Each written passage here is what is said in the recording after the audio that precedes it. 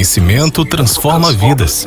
A jornada do conhecimento não é para quem busca o caminho fácil. É para aqueles que enxergam além, que interessam ser extraordinários.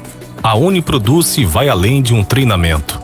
Ela é uma força que impulsiona os consultores a alcançarem seu máximo e se tornarem verdadeiros parceiros no campo, movidos pela busca contínua por aprendizado e evolução.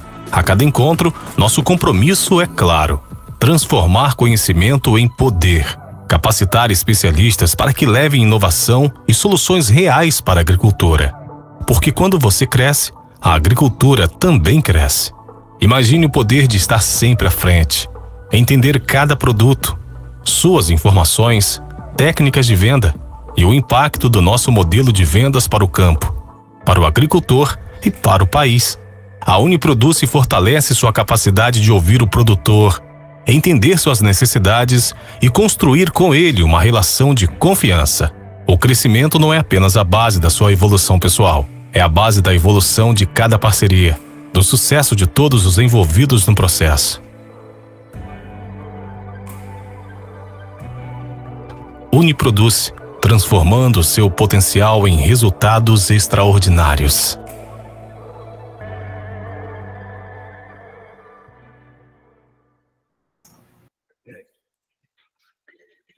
Bom dia, pessoal. Bom dia. Sejam todos bem-vindos. Gostaram da nossa nova abertura da Uniproduce? Bom dia. Legal, ficou legal. Bom dia, pessoal. Ficou bacana, né? Pessoal, é sempre um prazer tê-los aqui com a gente. Agora, mesmo padrão, toda quinta-feira, 8 horas da manhã, nos encontraremos por aqui. Mas agora a nossa Uniproduce, ela segue um padrão um pouco diferente, tá? Há um tempo nós estávamos estudando e vendo a melhor maneira de montar ela para vocês. E a gente sabe que o conhecimento, ele é o que move vocês no campo, vocês precisam se tornar cada dia mais especialistas no que vocês fazem. Por esse motivo, nós optamos por justamente trabalhar a Uniproduce da maneira que ela tem que ser, né? Que é uma universidade do conhecimento. Então, a partir de agora, vocês terão um certificado nos nossos treinamentos, tá? Para quem está fazendo algum curso, para quem está na graduação, esses certificados, eles são válidos, então é bem importante a participação. E além desse certificado exclusivo da Uniproduce, vocês também vão contar com trilhas do conhecimento. Então, a gente não vai começar numa quinta-feira a falar sobre um assunto, na outra quinta-feira a falar sobre outro. A partir de agora, a nossa Uniproduce, ela vai trabalhar com essas trilhas, onde teremos 4 aulas seguidas, focadas em um tema específico, tá? Então, a gente vai abordar cada vez mais esse conhecimento forte e amplo para vocês, para, como eu falei ali no início, tornar vocês especialistas no que vocês fazem, no que vocês entregam no campo. A gente também vai ter sorteios, muito mais sorteios do que antes. Vocês viram nos grupos nessa semana que a gente estava divulgando que essa semana, hoje, a gente tem kit tererê, a gente vai ter botina, já estamos preparando com as meninas aqui mais alguns brindes exclusivos da Uniproduce. Então, o Dilmar, que sempre diz que está fazendo coleção de boné, agora a gente não vai trabalhar tanto com boné, viu, Dilmar? Vai ter muita coisa boa aí para vocês e para quem estiver presente na nossa Uniproduce. Eu só preciso deixar claro para vocês a questão do certificado, tá? Eu vou lembrar, pelo menos nas primeiras Uniproduces, que o certificado, ele é exclusivo da Uniproduce para quem participa das aulas, mas você tem que participar de pelo menos 3 aulas para conseguir ter o certificado, tá? Então, é uma regra que a gente colocou justamente porque não adianta você participar de uma aula e depois vir cobrar certificado, tá? É regra, 3 aulas da nossa trilha para você receber o certificado. Pensando dentro desse novo trabalho da Uniproduce, nós discutimos quem poderia iniciar com a trilha do conhecimento, com essa trilha, esses treinamentos para vocês. E nada melhor do que chamar o professor Valdemar, ele que é parte de tudo isso, ele que é construção de tudo isso, sempre esteve junto com vocês, sempre se fez presente com vocês no campo. Então, nada melhor do que ter o professor Valdemar para iniciar a nossa trilha do conhecimento dentro da Uniproduce. Então, é com muito prazer que eu convido o professor Valdemar a falar com vocês um pouquinho hoje e também nas próximas 3 quinta-feiras, a gente vai falar sobre milho, ele que é tão importante para a gente que trabalha no campo, né? É nosso principal rendimento, né? Então, professor Valdemar, seja bem-vindo à Uniproduce. Bom dia a todos. Obrigado, Andressa. É um prazer falar com vocês todos aí. Alguns eu tenho falado aí quase que semanalmente, ou às vezes alguns 2, 3 dias a gente conversa um pouco. Eu acho isso que a Andressa falou é bastante importante. Conhecimento nunca é demais, sempre a gente está aprendendo um pouquinho. Eu sempre digo que cada vez que eu participo, como apresentador ou como ouvinte, eu estou sempre aprendendo, isso que é o bastante importante. Ninguém é mais que ninguém, ninguém sabe mais que todo mundo, e eu sou desse tipo, não sou autossuficiente em milho, tem muita coisa que eu não sei ainda, que a gente procura ver do dia a dia. Então, espero que vocês gostem da minha apresentação, da maneira que eu vou fazer. Hoje eu vou entrar com a fenologia do milho, é um assunto bastante batido, vamos dizer assim, mas é sempre importante. Em falar em V1, V2, V3 é importante, mas não é tão importante. O importante é o que está dentro de cada um, de cada estádio, o que é importante no dia a dia para o consultor e diretamente para o agricultor. Isso que é bastante importante. Na próxima aula, semana que vem, nós vamos falar sobre doenças em relação à fenologia do milho. Eu acho que é bastante importante e é um assunto que está em voga agora. Começou os plantios, falta de chuva, agora é excesso de chuva. Então, nós vamos bater bastante isso na semana que vem. E na primeira aula aqui hoje, nós vamos falar teoricamente sobre a fenologia, tá? Vamos tentar aqui, se não vai dar problema. Eu testei já com a Andressa, foi tudo bem. Então, vamos lá.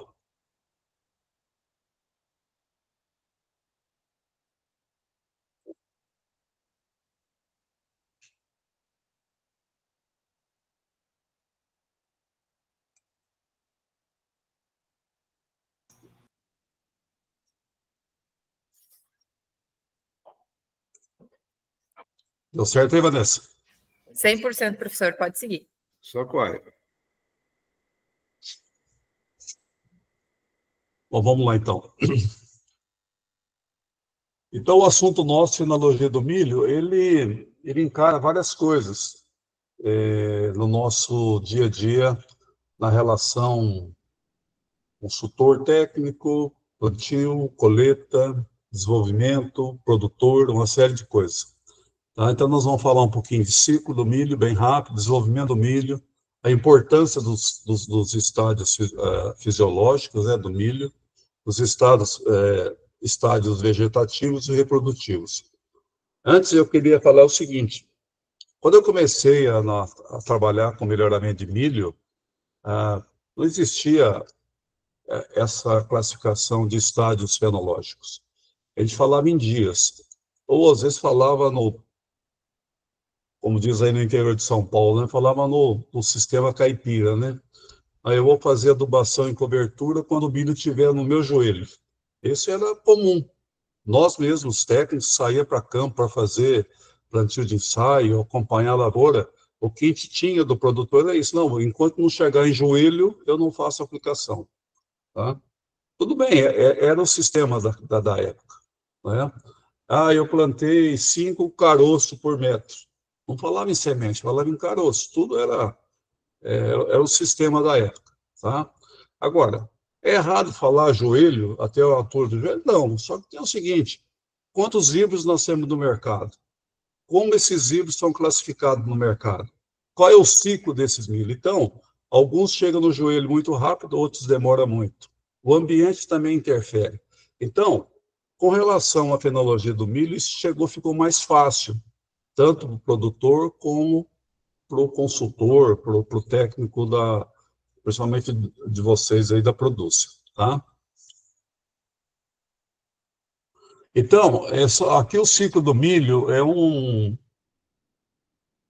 texto teórico, que na realidade é um número muito seco demais, e ele é muito variável. Então, por exemplo, plantio, ciclo do milho, ele vai desde o plantio até a maturação. Lembrando que quando a gente fala em florescimento, a gente não fala em plantio, a gente fala em emergência. Só que o ciclo do milho começa no plantio, né? Aí vai até a maturação. Lembrando que, depois da maturação, tem a colheita.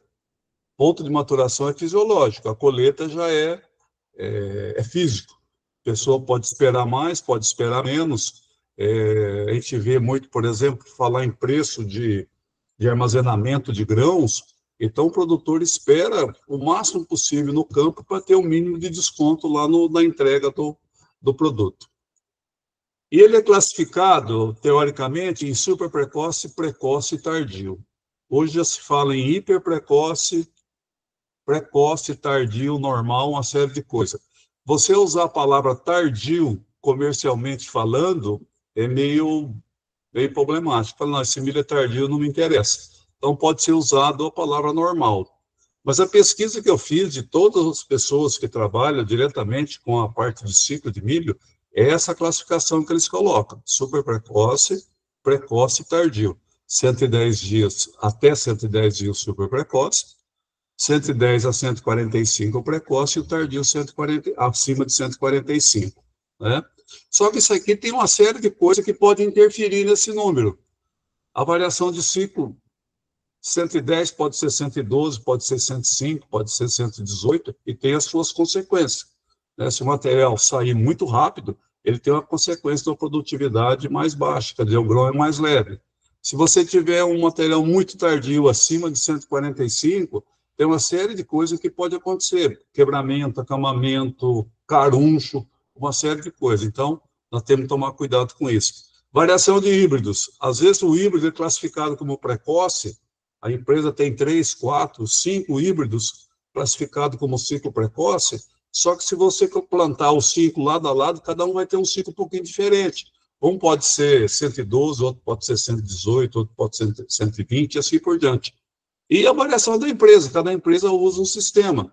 Empresas, por exemplo, multinacional usam um sistema americano, outros podem usar o sistema da Argentina, por exemplo, da China, cada um usa um sistema. Então, pode ter variação muito grande.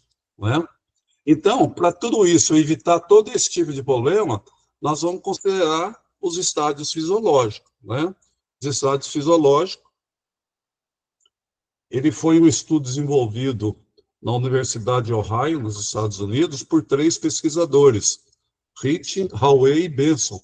Esse pessoal trabalhou praticamente a vida inteira trabalhando em cima de ciclo de milho.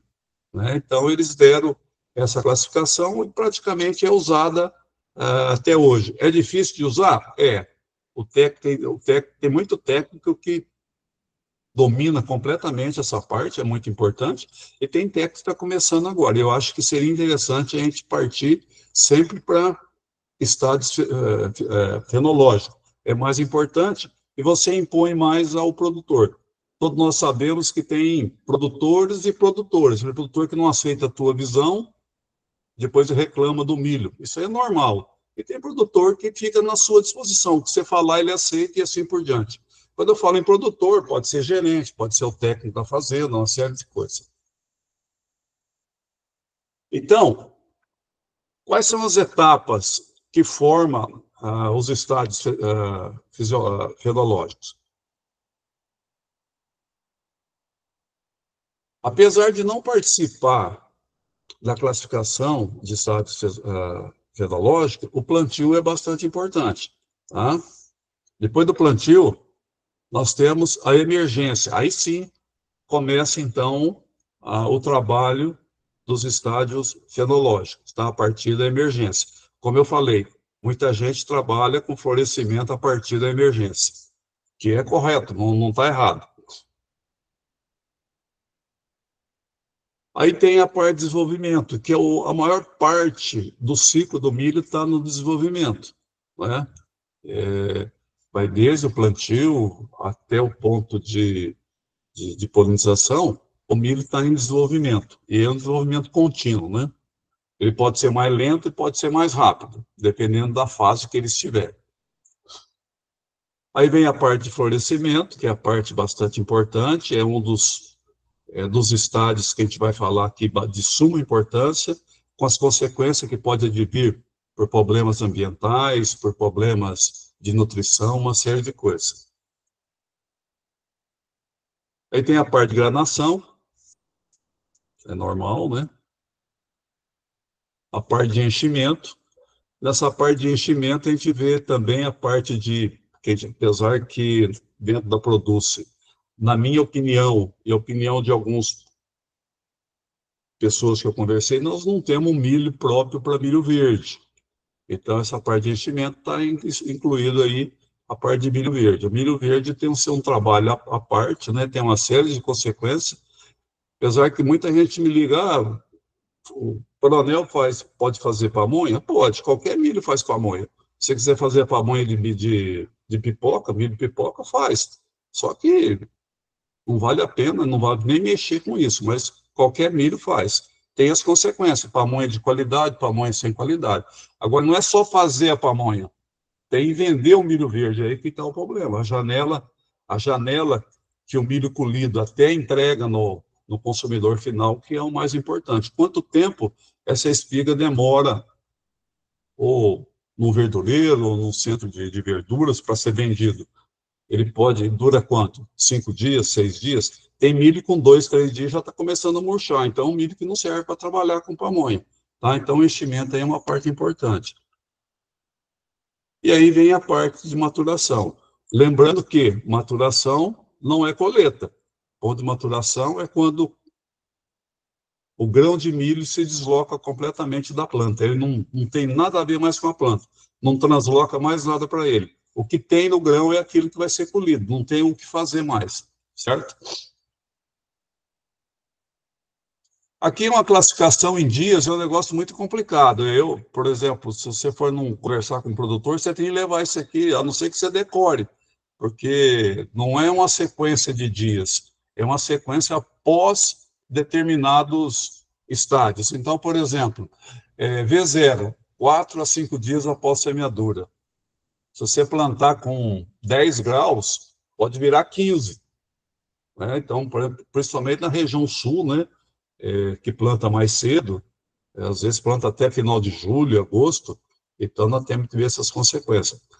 Uma vez eu estive numa universidade nos Estados Unidos que eles tinham uma máquina, eu não sei se alguma empresa trouxe essa máquina, eu acho que a Syngenta tem essa máquina, e eles colocam 20 grãos do material em diversas temperaturas, diversas umidades de solo e temperatura, desde menos 0, 2 graus, 4 graus. A diferença é gritante. Então, alguma coisa com 4 dias e alguma coisa com 20 dias de germinação. Esse é um estudo, né? Mas é bastante importante. Aí depois você vê V4, 12 a 20 dias após a germinação, V8, V12, aí vem a parte de florescimento, aí a parte de polinização, a parte de granação. Então, tem esses números de dias. Às vezes, então, por exemplo, você pega a R2. Quantos dias é R2? A R2 é de 12 a 18 dias após a fecundação.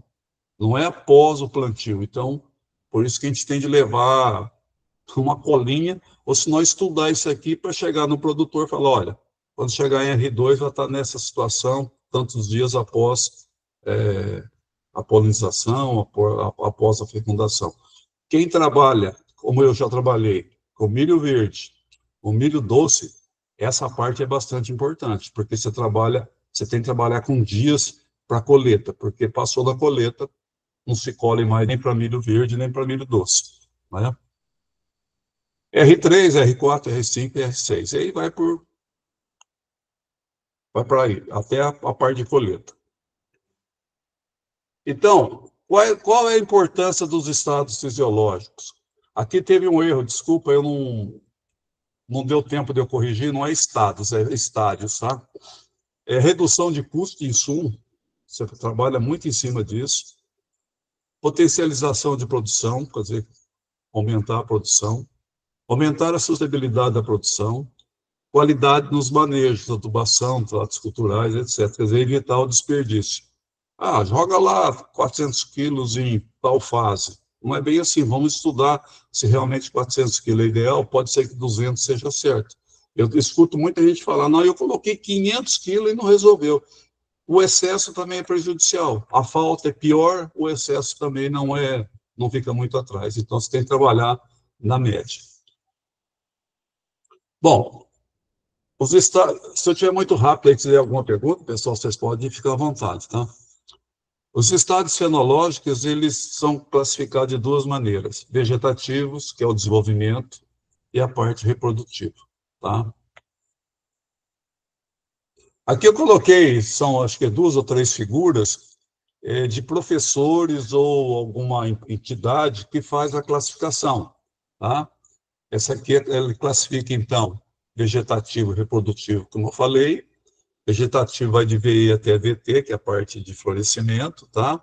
E aqui tem, eu vou falar mais na frente, tem cada estágio e a sua importância, a sua qualidade. E na parte reprodutiva também. A parte reprodutiva é muito importante. Eu bati muito falar sobre milho verde, mas também tem a parte de silagem, que é mais importante. Aqui já é outro tipo de classificação, outra foto, né? Esse aqui é de um professor de Piracicaba, é bastante importante, e só para a gente ter uma ideia. Bom, nós vamos começar com o ciclo dos estádios vegetativos. Então, nós temos 2 fotos. Quando que há a diferenciação de um estádio para outro? É isso que é importante, seria os números de folhas. A folha 1, folha 2, folha 3, folha 4 e assim por diante. Mas o que é folha?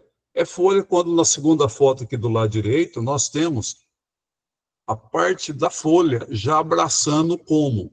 É um termo não tão correto, mas quando a folha abraça o como, significa que ela é uma folha verdadeira. Se você do lado esquerdo aqui, nós não temos ainda o estádio, porque a folha não abriu totalmente.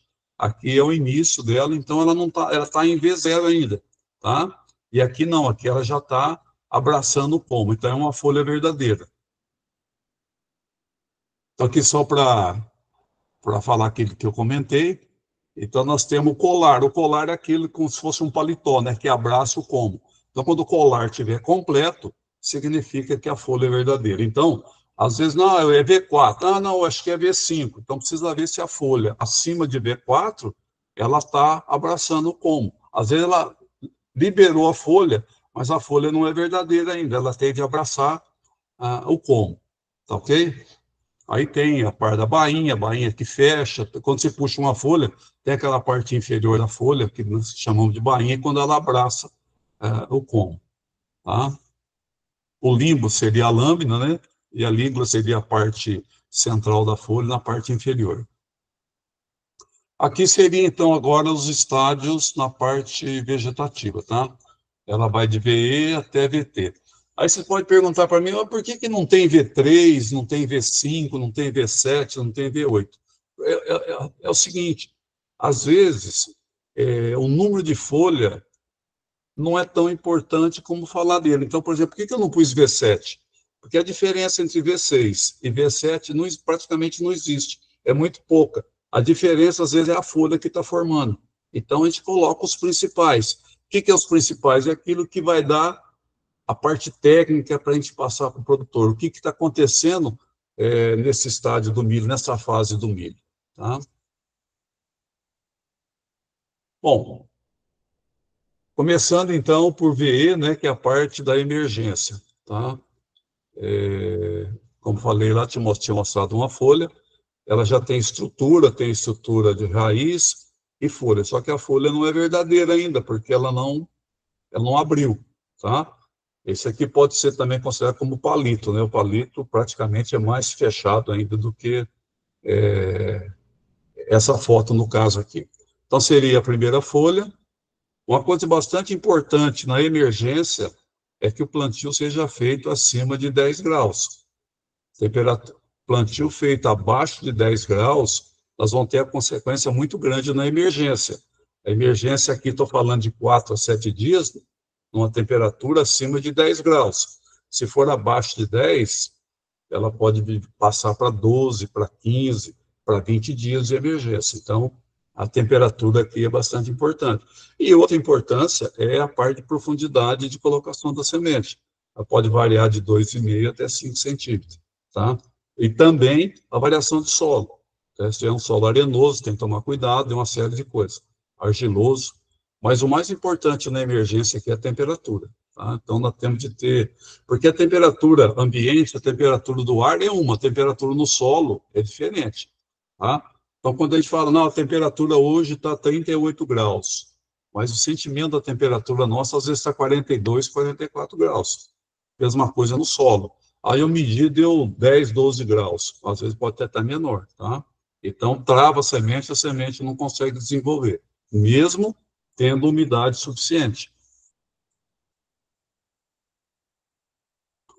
Então, a gente vê agora a primeira folha. A primeira folha, como eu falei, ele tem o colar visível, quer dizer, a folha abraçou o como. Então, é considerado como folha. Então, aí já começa, então, os estádios fenológicos, né? Em V1 já está definido, a definição dos estádios já está definida, tá? Vai desenvolvimento da planta, ela vai colocando V2, V3, V4 e até chegar em V7, a VT, tá?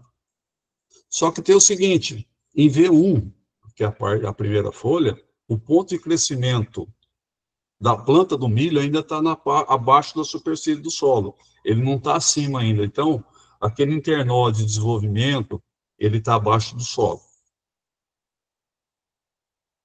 V2, quando aparece a segunda folha, crescimento das raízes principais. Então, quando o milho começa a germinar, ele tem radículas, são raízes pequenas. Aí, em V2, ele já começa o crescimento das raízes principais, que são as nodais. São as raízes que vai dar sustentação à planta, que vai ser a raiz que vai fazer a absorção dos nutrientes do solo e assim por diante, tá? É um caso interessante. Eu já vi problemas e já vi não problemas. Temperatura baixa, pouco risco. Quando cai a temperatura, em V2, o risco de perda da lavoura é menor, a não ser que nós tenhamos uma temperatura muito extrema. Estava em 14 graus, caiu para 4 graus. Aí é uma temperatura extrema, então não vão ter problema. Mas de 14 cair para 11, para 10, não é tão problemático. A planta consegue se proteger. Outro detalhe também, se você tem um plantio muito raso, a tendência de caída de temperatura vai afetar essa lavoura de milho, tá? Então, aqui em V2, a gente já vê um detalhe bastante importante. Risco baixo, a não ser em casos extremos, né? Então, é um caso bastante importante. Às vezes o cara te liga e fala, nossa, a temperatura estava 18, caiu para 12, e a lavoura? Se cair em V2, pode ficar mais tranquilo um pouquinho, que não podemos. Agora, caiu para menos de 10, aí já pode ter problema. Por exemplo, germinação. Germinação, se cai uma geada muito forte, por exemplo, com certeza o milho vai embora. A folha não consegue. Mesma coisa em V2, geada está sempre abaixo de 0, então tem esse tipo de problema. Agora, queda de temperatura não é tão problemática, tá? V4 é a quarta folha, né? Raízes nodais são dominantes, quer dizer, as raízes principais são as dominantes, né? As folhas se desenvolvem no meristema apical, ponto de crescimento. O ponto de crescimento começa já a sair fora do subsolo, né? Já está na parte aérea.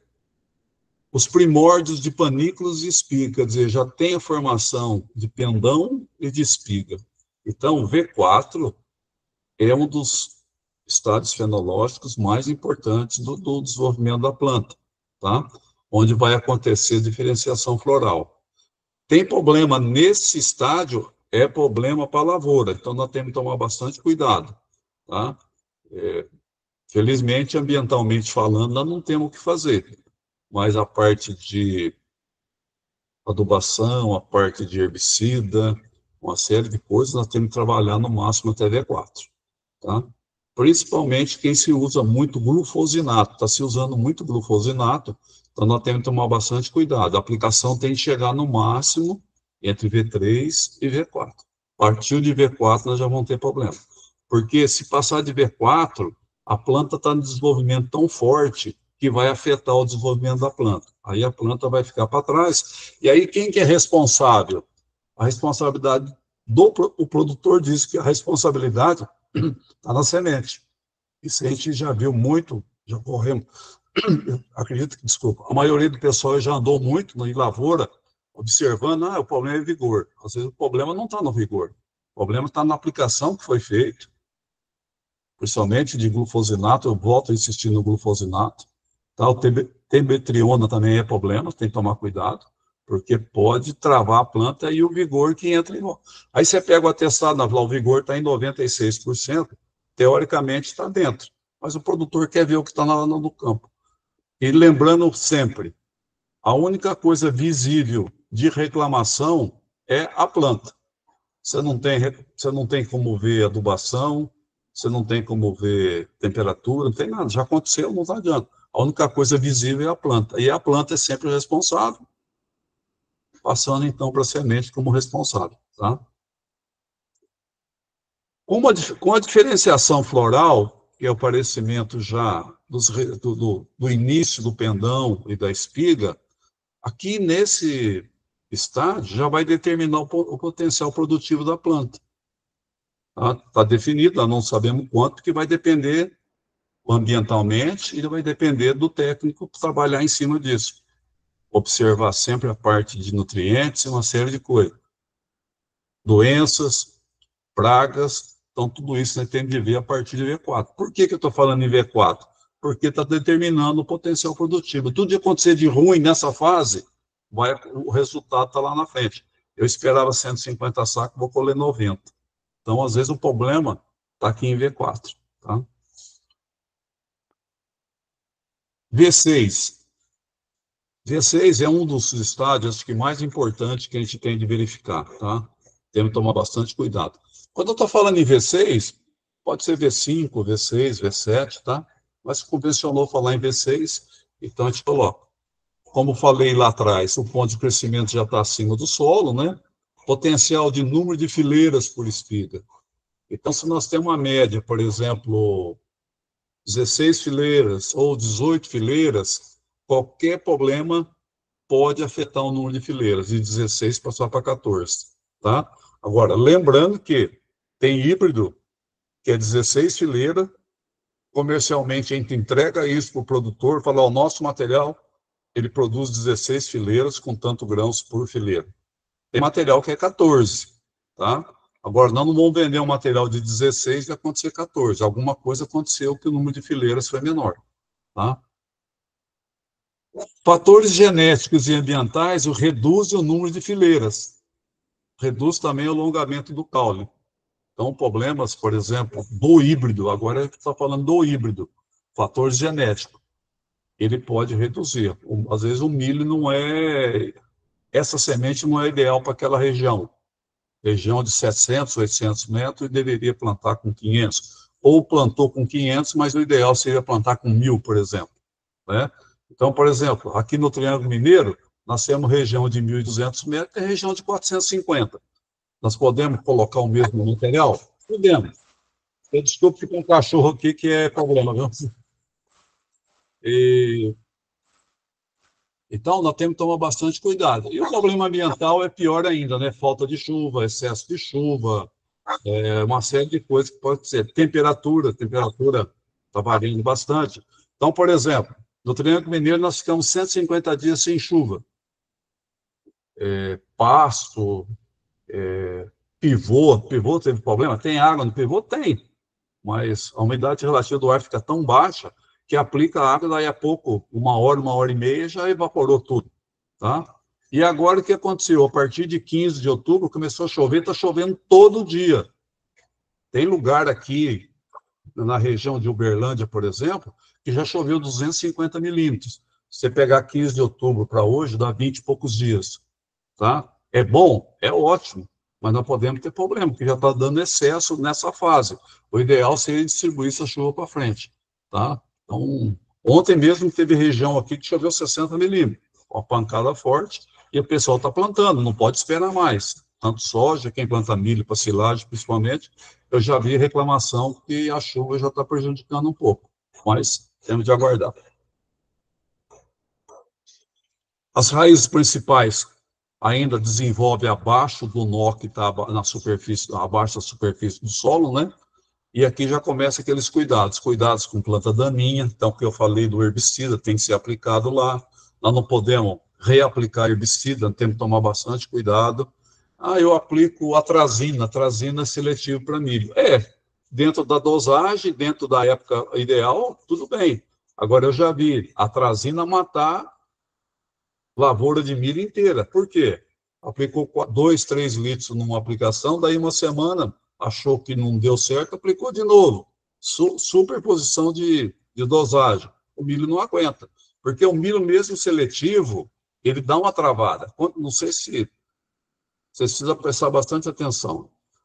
Por exemplo, os nossos materiais são tolerantes a glifosato, por exemplo. Aplica o glifosato, aplicou, tudo bem, mas vai na lavoura no outro dia e vai andando devagarinho e vai observando. Você vê que a planta, ela sente um pouco, tá? Mas aí depois ela desenvolve. Se você aplicar um herbicida que não é seletivo, ela já vai ter problema direto, tá? Então, mesmo aplicando, por exemplo, inseticida, pode aplicar normalmente? Pode, tem que tomar cuidado com dosagem, tem milho também que sofre. Coquetel de produtos, tem que tomar cuidado. Óleo mineral, inseticida, fungicida, toda coisa tem que tomar cuidado, né? Então, temos que ser bastante seletivo nessa parte. Em V6, o que acontece com a planta? Ela tem uma absorção muito rápida de nutrientes, então a cobertura tem que estar lá já. Plantio de cobertura, colocou na base, né, a adubação, já tem que ter feito a cobertura, tá? Mas pode dividir em 2, em 3, pode, mas pelo menos uma primeira tem que estar colocada, porque aí começa a absorção muito rápida, não é lenta, é bem rápida. Um detalhe aqui, adubação bem manejada, principalmente com nitrogênio, esse é fundamental, né? Então, o ideal seria fazer a adubação de cobertura, pelo menos uma parte, já até V4, né? E aí depois fazendo a segunda, se for fazer a terceira, em seguida, porque a planta vai necessitar bastante. V10, ele é considerado, por exemplo, um dos estádios mais fáceis de ser reconhecido pelas raízes adventícias. 99% dos híbridos do mercado apresenta raiz adventícia. Tem alguns que não apresentam, tá? Então, em V10 já aparece já a parte do desenvolvimento das raízes adventícias. Pode aparecer antes? Pode, mas ela não está tão desenvolvida, né? Lembrando sempre que a raiz adventícia não é a árvore de Natal, não é uma bola que está na árvore de Natal. Ela tem a sua particularidade de sustentar a planta, uma série de coisas. Só que tem híbrido que forma a raiz adventícia e não desenvolve, fica ali parado como se fosse um esporão e ela não tem muito sentido. Agora, a maioria dos híbridos, a raiz adventícia é como sustentação, tá?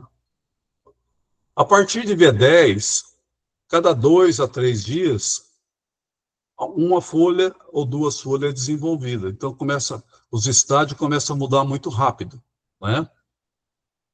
Como eu falei anteriormente, a demanda de nutriente e água é muito alta. Então, a falta de chuva em V10 é muito problemática, né? É uma coisa que a gente não tem o que fazer, mas a gente tem que estar atento nessa situação. Faltou água nessa parte, com certeza nós vamos ter problema de produtividade. Pois não, Márcio? Seu Valdemar, bom dia a todos. Bom dia. Parabéns pela apresentação.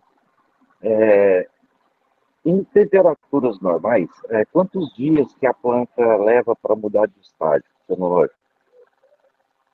Então, a partir de V10, de 2 a 3 dias. Cada 2 dias, 3 dias, ela muda, tá? Porque desenvolve uma folha, 2 folhas, tá? A partir de V10, ela é muito rápido, até chegar em VT, entendeu? Até V8, por exemplo, o aparecimento de novas folhas, da mudança, é mais lento um pouco, mas a partir de V10 já é mais rápido. Ok, obrigado. Ok? No caso de estresse, como eu falei, falta de chuva, aplicação de forma errônea, umidade relativa do ar cai um pouco, o estresse vai afetar o número de grãos. Então, aqui tem uma diferença agora, você tem o número de fileiras dentro daquilo que o híbrido apresenta, mas pode ter menos grão por fileira, não é? Não significa que tenha 18 fileiras e vai ter grão de base a ponta. Às vezes não tem por algum problema de estresse, tá? O tamanho da espiga pode ser afetado. Ah, mas isso acontece normalmente? Acontece. Agora, tem problema também de doenças. Então, nós temos que tomar bastante cuidado nessa fase, tá? Porque a doença também, ela vai consumir folha, vai diminuir a parte verde da planta, então a absorção da planta vai ser menor. Então, ela está levando aquela planta a uma produtividade menor, tanto com o número de grãos como o tamanho de espiga. O detalhe também é a competição de ervas daninhas, sempre, né? Isso aqui é normal, então tem que tomar bastante cuidado.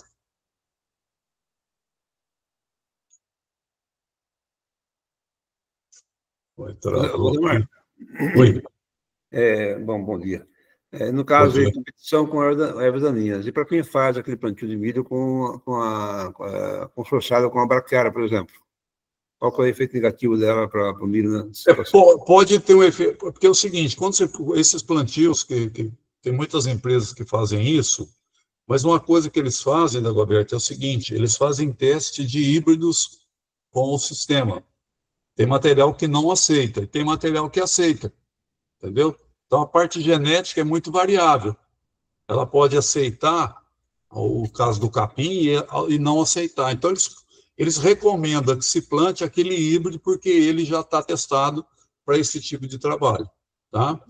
Mas, de modo geral, ele tende a ter uma produtividade um pouquinho menor. Não é regra, tá? Mas pode ter porque a competição é grande, tá? Só para vocês terem uma ideia, eu vou mudar um pouquinho. Por exemplo, uma vez eu fui atender uma reclamação de sorgo.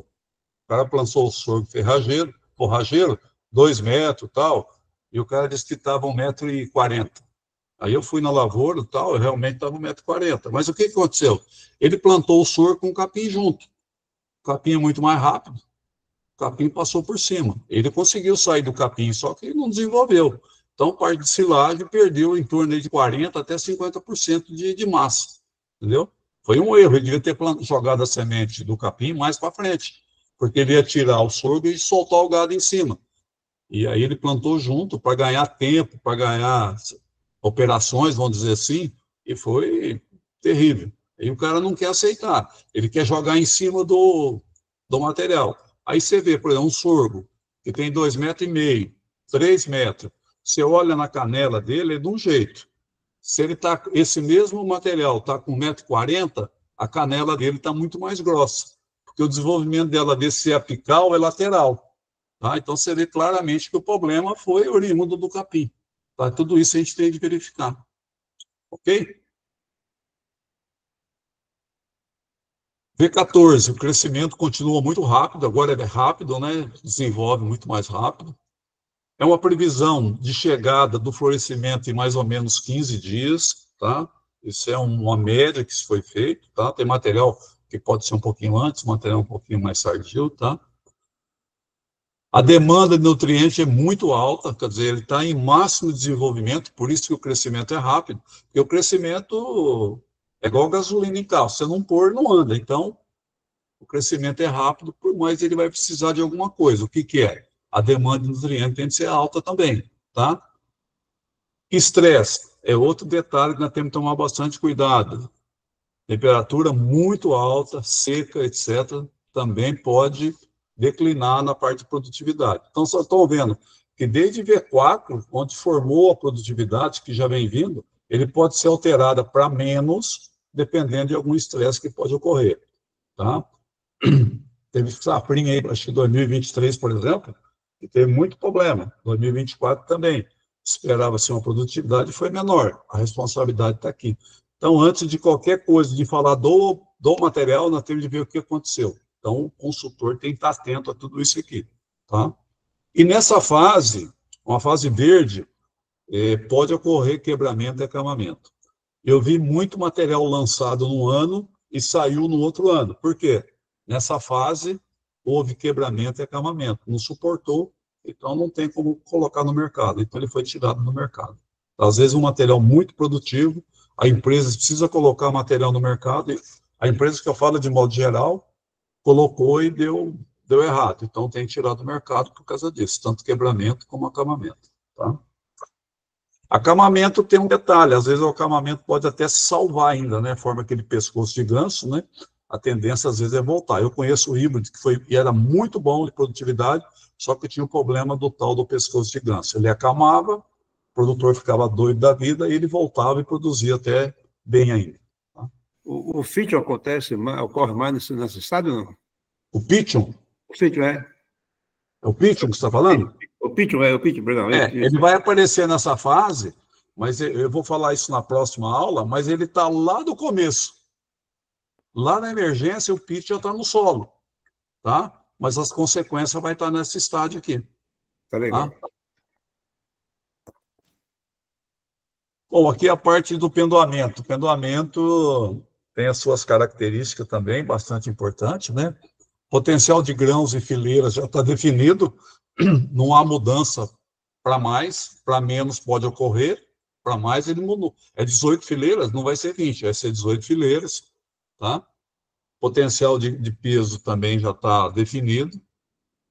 O tamanho da espiga também já está definido, tá? Não vai ser maior, pode ser menor, por estresse, alguma coisa, né?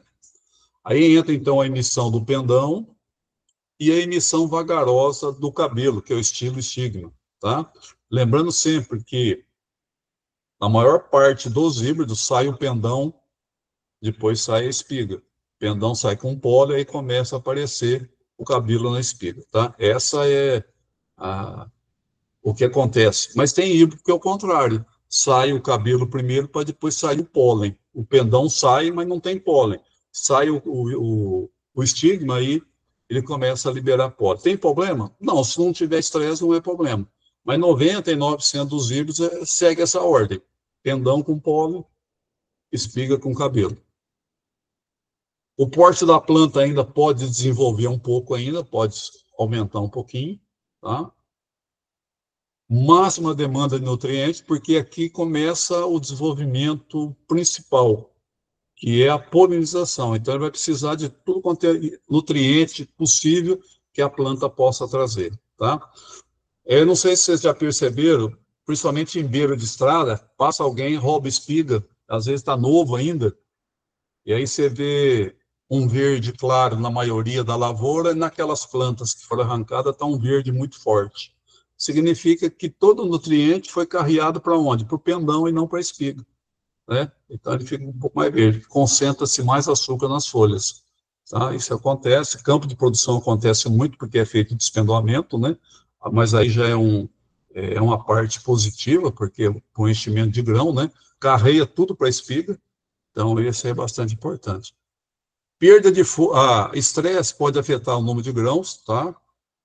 Perda de folhas por qualquer motivo, granizo, inseto, doença, vai afetar com certeza a produtividade, tá?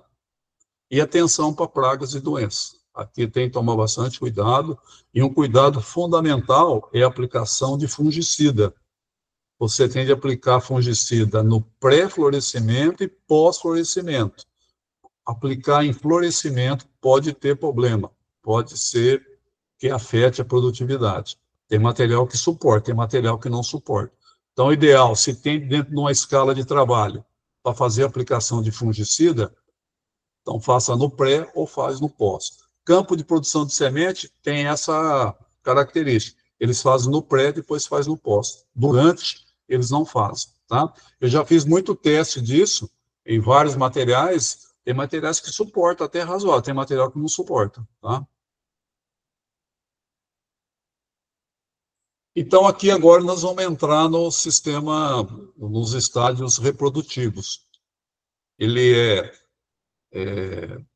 formado pelo pendão, formado pelo cabelo, pelo estilo estigma, né? Aqui, a próxima seria já a formação de grãos, e aqui uma espiga praticamente pronta para colher, tá? Aqui, só para colocar, né? A fase de R1 até R6, que é a classificação desses estádios. E aí nós vamos começar por R1. O que é o R1? O R1 começa no embodecamento e florescimento, tá? Iniciando com a emissão do pendão, com pólen e espigas com cabelo. Então, tem muita gente que faz florescimento, saiu o pendão, já anota, falou, ó, já... Isso aí mais em estudo, mas tem muito produtor que faz isso. É pendão com pólen, esse que é importante. Espiga com cabelo. Se não tiver, não está florescido ainda. Primeiros cabelos polinizados formam os grãos da base da espiga. Por isso que, às vezes, por algum estresse, alguma coisa, você tem meia espiga granada. A parte de cima não tem nada. Porque no início tinha condições ideais de polinização e de enchimento. Depois, ou parou de chover, ou excesso de chuva, excesso mesmo de chuva, algum tipo de doença, alguma coisa, então ficou a parte superior sem grão. Existe um problema que, às vezes, o material tem essa possibilidade. A ponta da espiga não forma grão, ele aborta, mas isso é característica da espiga. Se o material está no mercado, porque ela tem alguma condição ideal de produtividade, não é porque ela tem a ponta. Mas o produtor vê aquela ponta sobrando 2, 3 dedos sem um grão, ele vai reclamar.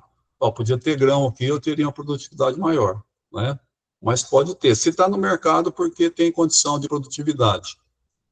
A demanda de nutrientes, NP está em processo ainda, está jogando ainda, a planta está translocando.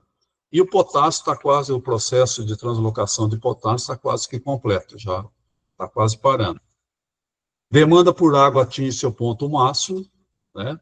Esse é o bastante ideal. É uma coisa que eu sempre falo, é o seguinte, 150 milímetros de chuva é uma boa chuva? Muito boa chuva, só que não pode ser num dia e 2 dias. Na concepção de todo mundo, 150 milímetros em 10 dias é o ideal, em 20 dias é ideal. Sempre chovendo um pouquinho e mantendo a umidade, tá? Então, 150 milímetros. Eu já vi chuva de 120 milímetros, 150 eu não vi. 120 milímetros, ele lava o pendão completamente, então a polinização praticamente vai embora, tá? O estresse, por esse motivo que eu falei, excesso de chuva, temperatura muito alta, temperatura muito baixa, tudo isso é importante, ele afeta parte ou todo o processo, principalmente no caso de granizo, ou na parte de inseto. Então, tem que tomar bastante cuidado. R2 é quando a planta está começando, o cabelo já começa a escurecer, significa que ele já não está absorvendo mais pólen, o pendão praticamente já está seco, né? Às vezes você tem alguma antera, mas você abre a antera já não tem mais nada, tá? Os grãos é semelhante a uma bolha branca e fluido interno transparente. É uma bolinha d'água, né? Não tem muita... Às vezes isso eu estudei bastante na época, quando eu estava pesquisando, para mim ver se houve a polinização, é abrir uma espiga dessa, pegar um canivete bem afiado e cortar esse grão bem rente ao sabugo. Se a parte do grão em volta que eu cortei está amarela, significa que foi polinizado, porque a parte interna, ela não está amarelecida, ela está muito branca, então dá a impressão que não foi feita a polinização. Mas isso todo mundo pode fazer isso. Terminou a polinização, vai lá, passa o canivete, não, a polinização foi perfeita. É só ver a camada do grão em volta, se ele vai formar o pericarpo, né? Se tiver amarelinho, significa que foi polinizado. A bolha d'água, o grão tem 85% de umidade, tá? A matéria seca é uns 15%. Inicia-se o enchimento do grão, ele vai passar de bolha para o outro sistema, tá? E o estresse, nessa época, também reduz o potencial produtivo, tá? Às vezes pode falar, mas o Valdemar só fala em estresse, né? Tem que falar do dia a dia, né? Cada ano é uma coisa, cada plantio é uma coisa, cada híbrido é uma coisa. Então, nós temos que estar sempre orientando. O mesmo material plantado na safrinha de 2023 pode ser diferente em 24 e com certeza vai ser diferente em 25. Isso é normal. Ou no verão, né? 23, 24, 24, 25, pode acontecer isso. Aqui já começa os grãos leitosos, quer dizer, o grão já encheu, já não é aquela bolinha branca mais, né? Os cabelos, como eu falei, o cabelo já está seco, já está escuro, né? O grão começa a amarecer, quer dizer, a parte interna do grão já está ficando mais amarelecida, né? O fluido branco esbranquiçado, ele vai embora, já não tem mais ele, né? Por que já começa a amarecer? Porque começa a acumular amido, né? Todo o material começa já a acúmulo de amido. Antigamente tinha tinham alguns materiais que se fazia popularmente chamado de maisena, né? Usava-se um híbrido que tinha mais amido do que qualquer outra coisa. É um milho farináceo, né? Então você cortava aí, era um pó branquinho, branquinho. Tá? Hoje não se faz mais isso, planta já outros híbridos com muito mais forte, porque o grão farináceo, o peso dele é muito pouco. Então terminaram as empresas pararam esse tipo de pesquisa porque não tinha muito... O pessoal não tinha mais como trabalhar. Plantava-se 10 hectares, produzia 60 sacos por hectare, então não valia nem a pena. Mas se trabalhou muito. O estresse pode provocar o abortamento de grãos na parte superior da espiga, quer dizer, as últimas polinizações vão ser a que mais vai sentir. Tá? Quando a gente fala em parte inferior da espiga e parte superior da espiga, em produção de grão, é isso que acontece. Geralmente a parte superior é que mais sofre. Quando se fala em campo de semente, pode ser o contrário. Às vezes a parte inferior não tem nada porque o pólen chegou atrasado. Né? Então tem essa diferenciação. Dificilmente você vê em campo normal de grão ter a parte inferior sem grão nenhum, tudo abortado, tá?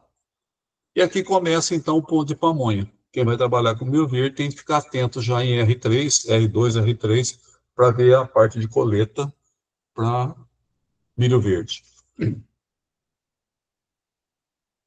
R4, o grão já é pastoso, né? Já está passando, porque eu sempre falo isso, passando de ponto de pamonha, já está ficando mais firme, né? Acúmulo de nutrientes e amido é muito forte, principalmente amido, né? Como eu falei, é meio e fim do ponto de pamonha, quer dizer, fechando e terminando o ponto de pamonha. Dali em frente não pode se colher mais. Quando a gente fala em milho doce, por exemplo, nesse ponto aqui, ele já não serve mais para ser colhido para milho industrial. Ele vai ser um milho que pode jogar fora, porque dificilmente galinha come milho doce seco. Ele é tão duro que até tem problema de digerir o material. Ele fica um vidro, praticamente. Ele vai servir para, se for campo de produção, tudo bem, ele vai servir como semente. O resto não pode jogar a lavoura fora ou colher para silagem. Eu já vi muito disso. Estresse causa um grão xoxo, às vezes poliniza todo, mas o grão é xoxo. Qualidade e perda de rendimento, pode chegar a 40%, de 25% a 40%. R5, a maior parte dos grãos já são dentados. Quando a gente fala grão dentado, é grão formado, tá? Esse é o pessoal americano fala muito nisso, né? Porque lá é só praticamente grão dentado. Então, a formação do grão, eles falam a formação do dente. A umidade cai para 55%, então, aumento de conteúdo de amido. O estresse pode reduzir a massa de grãos, quer dizer, pode diminuir a produtividade. E a silagem, está no ponto de silagem, aqui mostra um grão já na camada do leite, 50%. Então, tem de ver se realmente já dá para colher para silagem ou se já não está passando. Tem que tomar cuidado com o material. Tá? E o último é a maturidade fisiológica. Maturidade fisiológica é colheita? Não é colheita. Maturidade fisiológica é a formação da camada preta e o bloqueio na interação plantas-espiga. Significa que a planta a espiga já não está absorvendo mais nada, ela já está liberada, tá? Então, é nesse estágio que tem esse bloqueio. A massa seca está entre 30% a 35%. É possível colher com 30% a 35%? Para semente, sim. Para grão, não. Tá? Mas ele já está no ponto fisiológico, pronto. O ponto de maturação está pronto. Quebramento e acamamento pode provocar queda de rendimento. Essa época acontece muito. Isso que eu falei, o pessoal segura o máximo. Oi? Para silagem grão aí seria ideal essa colheita ou não? Para silagem grão em R6? É, R5, R6 já está no ponto, né? Que aqui já está passando de 3, aqui está quase 75% de grão mais seco, parte 25% da camada de leite só, né? Então, Aí depende da qualidade do silagem que a pessoa quer. Né? Professor, o César pediu aqui R3 e R4. Ainda tem absorção de nutrientes do solo ou só para manter o ciclo? Não, tem ainda absorção, vai diminuindo, lógico, mas tem ainda.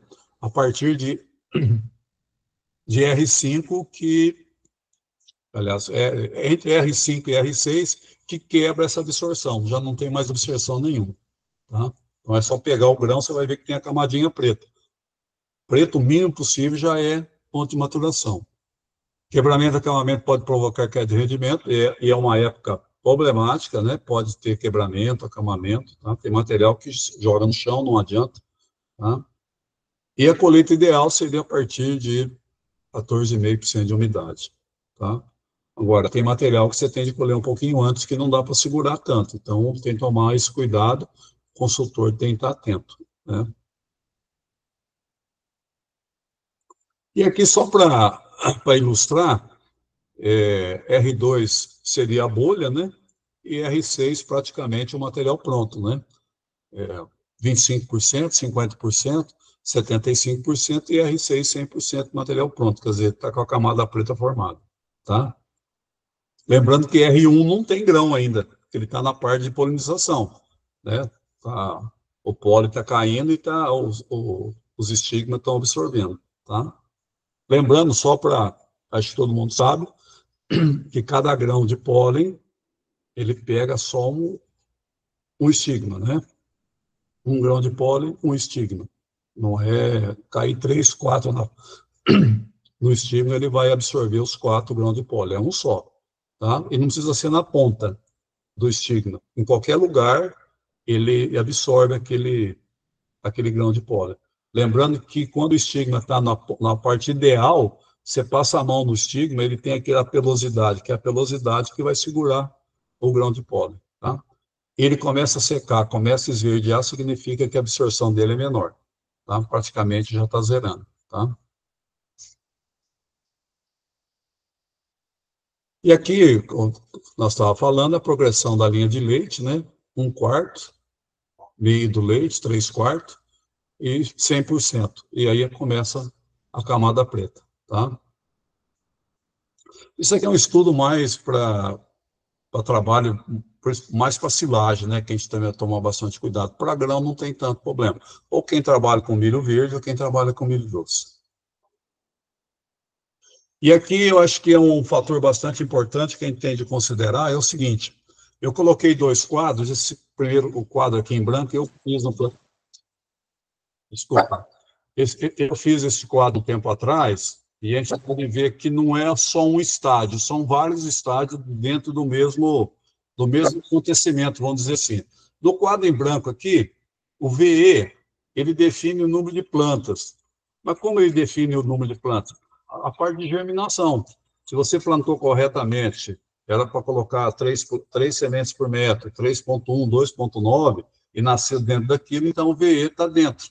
É o número de plantas que vai dar aquela produtividade lá na frente. Você pode ver que tem um caminho enorme para chegar lá, mas é importante. Nós saímos com 40 mil plantas por hectare, nós não vamos chegar em produtividade nenhuma. Ele pode ir bem em todo desenvolvimento, mas na germinação ele já foi ruim, então não podemos ter problema.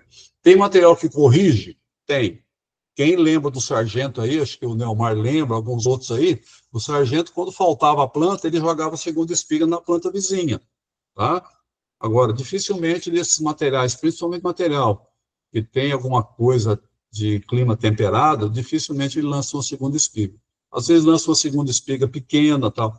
O sargento lançava 2 espigas praticamente do mesmo tamanho, mas não é o ideal, né? Entre VE e V4 é espiga por área, né? Número de plantas, espiga por área. Entre V5 e V8, número de fileira por espiga. De V8 até R, grãos por fileira. VT a R1, quantidade de folha, que é bastante importante. Não sei quem acompanha bem lavoura, não estou falando mal do híbrido, eu não vou nem citar o híbrido. Híbrido da concorrência. Se a gente pegar híbrido da Agroeste, vocês vão ver que a maioria dos híbridos da Agroeste tem pouco pendão com pólen. Pode ser qualquer híbrido deles, mas é um híbrido produtivo, está dentro sempre dos primeiros colocados. Por quê? Porque esse material é feito com macho estéreo, quer dizer, não precisa despenduar o campo, tá? Então, quando lança o grão para plantar, tem muita planta que não solta solta o pendão, mas não tem pólen, tá? Mas a quantidade é suficiente. Se você tem 60 mil plantas com pendão, 25% disso com pólen, é suficiente para fecundar a lavoura toda, tá? De VT a R1 é número de óvulos, né? Que vai em formação da espiga, e de R1 para R6 é peso de grãos, tá? Na outra definição, essa outra definição aqui é de um... Pode falar, Domingos. Bom dia a todos, bom dia, professor Valdemar. Valdemar, considerando esse estágio que o senhor colocou aí, a preocupação que a gente mais tem, para o senhor deve ser também, é no V12, onde que a gente tem que torcer para que nada possa acontecer, nenhum clima, nem a pulverização do vizinho. Qual que é a visão do senhor no V12? Dá licença um pouquinho, eu tenho que fechar a porta, senão não vou... Desculpa aí, viu, André?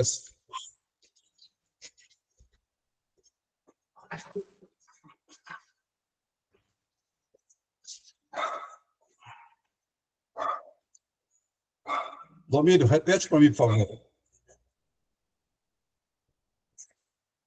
Na concepção que o senhor já vem há mais de 40 anos aí no campo, aí, em moderação, em pesquisa de campo, em todos os estágios, a gente vem fazendo um trabalho bem perfeito. Qual é o estágio que a gente tem que ter mais prioridade, que o senhor considera? É o V12, que não pode correr nada fora da casinha, como a gente fala, para que a gente consiga mostrar o resultado do material? Olha, é difícil a gente falar qual que é o estágio mais importante, porque tudo é uma sucessão de sucesso. Se o V4 foi bem, o V6 vai ser bem, vai assim por diante. Lógico que o V12, ele é bastante importante, porque praticamente ele está no final, tá? V12, V14, V15 e vai para frente. É só que a gente trabalha mais as informações em cima do V12, ela se torna importante. Mas para se tornar-se importante, é porque os outros estádios foram bem, tá? Se foi bem lá atrás, o número de grãos ficou menor, o número de fibreiro ficou menor, por mais que o V12 vai bem, não vai ter a produtividade esperada, tá? Então, é conjunto. Nós temos que trabalhar estádio por estádio, para a gente ir construindo o mais importante, que é a produtividade final, tá? Então, os cuidados são... Agora, lógico, por exemplo, V9, V10, V11, não tem muito o que fazer, porque já foi feito em V8, ou V10, ou V12, então, mas nós temos que estar acompanhando, tá? Porque o produtor pensa no quê? Pensa na produção, ou silagem ou grão. Ele quer chegar lá na frente. O que acontecer no meio do caminho, ele vai reclamar de tudo. Então, o ideal seria fazer etapa por etapa para a gente ter esse sucesso aí. Então, tem muitos problemas atrás que a gente tem que tomar cuidado. Um cuidado extremamente importante, por exemplo, é a aplicação de coquetel. Você pega lá, para ganhar a operação de campo, você pega inseticida, pega fungicida, pega foliar, aproveita do óleo, ou mineral, ou vegetal, e aí vira uma bomba. E aí você vai ter problema. E aí até corrigir, pode ser corrigido? Até pode, mas nós podemos ter esse tipo de problema. Tá? Ok? Bom, essa definição aqui é de um professor de Piracicaba, acho que já viram falar do professor Fancelli, é um cara que estudou desde o início, sempre trabalhou com essa parte de estádios fenológicos, tá? Acho que o trabalho dele de dissertação foi em cima disso. Então, ele define assim, você pode ver que ele não vai definir por estádio, mas um conjunto de estádios. Por exemplo, potencial de produção, V4 e V6. Então, tudo que ocorrer de positivo, o potencial de produtividade está praticamente garantido. Tudo de negativo, nós podemos ter problema. De V7 a V9, número de fileira, tá? Tamanho da espiga, de V12 a V14, eu fiz só o V12, e a densidade de grão, que é o peso, né? Primeiros 15 dias após a fecundação do ovo. Se não ocorrer nada, a polinização foi bem, a fecundação foi bem, o enchimento foi bem, é tranquilo. Pois não? E aí, professor, o Marcos de Catalão, tudo bom? Pois não. Qual o melhor estágio para fazer as coberturas? Então, o ideal que você não, o ideal seria V4 não passando de V6, tá? Porque se você aplicar, lógico, você pode dividir a aplicação de cobertura, fazer uma, duas ou três. Se você fizer a primeira em V4, você tem uma garantia boa, você vai fazendo sucessivas outras, tá? Agora, se você fizer, por exemplo, em V8, V9, dificilmente não vão ter algum aproveitamento, porque não sei se você viu em V6, a absorção de nutrientes já é muito forte. Aí você não tem um nitrogênio suficiente, nós podemos ter algum tipo de problema, tá? E outro detalhe também, nós temos que tomar cuidado com entre aplicação. Aplicar uma coisa, aplicar inseticida, aplicar fungicida, nós temos que fazer um calendário direitinho para não ter choque. Às vezes tem um choque da aplicação de cobertura, nós podemos ter algum tipo de problema. Tá? Mas o ideal, se dividir, seria melhor, tá? Tá bom, obrigado, professor. Falou. Bom, e aí para a gente concluir, embora relativamente complexo, porque eu acho que não é relativo, é bem complexo, esse aqui não é eu que estou falando, eu só fiz o final que eu mudei, é bastante complexo, mas se a gente trabalhar em cima disso, com certeza nós vamos ter sempre sucesso. A escala de estádios fenológicos, desenvolvimento do milho, é uma ferramenta valiosa, principalmente na comunicação entre consultor e agricultor. Como eu disse, tem consultores e consultores, agricultores e agricultores. Tem aquele que não aceita e aquele que aceita. Então, nós temos que chegar num denominador comum. Tá certo? Então, é isso aí, pessoal. Obrigado aí por ter me escutado aí, um cachorro me atrapalhando aqui, desculpa mais uma vez, tá? E aí, na próxima semana, nós vamos falar um pouquinho sobre doenças relativo aos estados fenológicos, tá? Gigante, como sempre, professor Valdemar. Tenho certeza que todo mundo aproveitou muito esse treinamento de hoje e com toda certeza vai aproveitar os próximos também, né?